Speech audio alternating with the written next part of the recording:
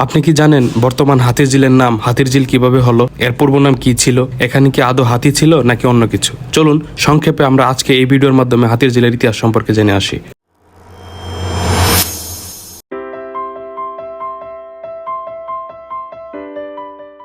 ইতিহাস থেকে জানা যায় আজকের হাতির ঝিলের নাম ছিল বগাবিল এবং এই এলাকায় বসত বকের মেলা। হাজার হাজার সাদা বকের পদচারণায় এই বগাবিল সাদা হয়ে থাকতো বলেই এই বিলের নাম হয়েছিল বগাবিল। কথিত আছে ব্রিটিশ রাজার ধারাবাহিকতায় বাওয়ালের রাজাদের পোষা হাতি রাখা হতো পিলখানায়। একদিন পিলখানা হতে কিছু হাতি দলচ্যুত হয়ে পূর্ব দিকে আসা শুরু করে। একসময় এই বগাবিলে চলে আসে। এই বিলের পানির স্বচ্ছতা ও উষ্ণতা হাতিদের মুগ্ধ করে। এদিকে দলচ্যুত হওয়া হাতিগুলোকে খুঁজে খুঁজে হয়রান হয়ে পরিশেষে এই বগাবিলে খুঁজে পাই।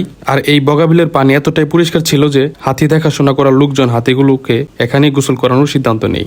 আর এই বগাবিলে নিয়মিত হাতি গোসল করানোর জন্য বগাবিলের নাম হয় হাতির ঝিল, যা শত বছর পরেও একই নামে পরিচিত। সোনালী বর্তমান নিয়ে রাজধানী ঢাকাকে আলোকিত করে দাঁড়িয়ে আছে সগৌরবে।